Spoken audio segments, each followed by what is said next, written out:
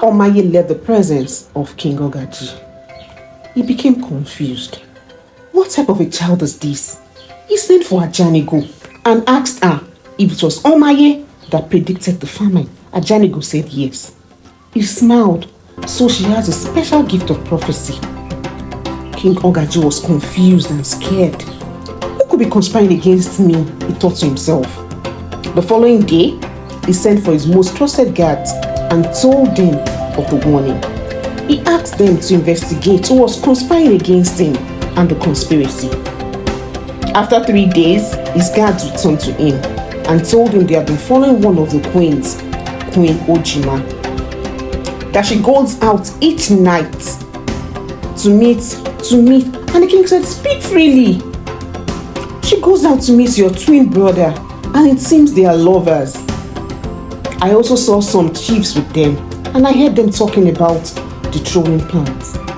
King Ogaji was not surprised by his brother's involvement, as they had a long-standing rivalry. His twin brother, Omide, and Queen Ojima were once lovers. His twin, Omide, was meant to be the next king, and Ojima was to marry the next king according to traditions. But the kingmakers decided Ogaji and his brother both had rights to the throne since they were twins. And whoever chose the calabash with honey in it was going to be crowned next king. 3 calabashes were placed before them, each with different contents. Omide chose the first one and he opened the calabash. It was salt. Ogaji chose the next calabash, and when he opened it, it was honey. So Ogaji was crowned the king. Ojima had no choice but to marry Ogaji according to their traditions. Omide was very bitter about losing the throne and had been plotting for a long time with the help of Ojima and some other chiefs to overthrow his brother. The king made his plans with his guards and announced days later he was going on a journey. They left the palace before dawn to hide in the forest and meet with the warriors he had sent for secretly. They waited patiently until they saw his brother and some warriors approaching the village and going towards the palace. King Ogaji and his warriors came out of hiding and fought with them, capturing and arresting his brother and the chiefs. They were all imprisoned. The villagers were happy because Ogaji was a very kind and wise king. Ogaji appreciated and rewarded Omaye publicly.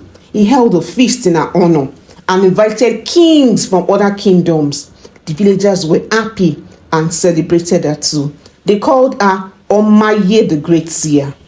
The king of Ora sighted Omaye and he saw her blue eyes. He remembered the child that was to be sacrificed in his kingdom because of her blue eyes, saying she was evil. After the ceremony, the king of Ora sent some spies to find out who the girl was and her source of power. It was during the investigation that the king of Ora got to know that it was the baby with the blue eyes that was to be sacrificed years ago.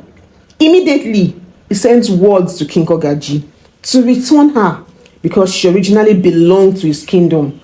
But King Ogaji refused, saying his kingdom saved her, so she now belongs to them. The 2 kingdoms were on the brink of war until Omaye intervened and spoke with Ora kingdom. She said she had forgiven them for the wrongs they had done to her mother. She said her vision was a gift from God to help humanity and belong to no one and to everyone. But she preferred to remain with her parents at Allah. So Omaye the Great Seer remained with her parents at Allah. Moral lessons to be learned from this are revenge and rejection can lead to destructive behavior and harm. And forgiveness is important. Forgive others not because they deserve it, but because you deserve peace. And it is also important to use our gifts and talent to help others. Thank you.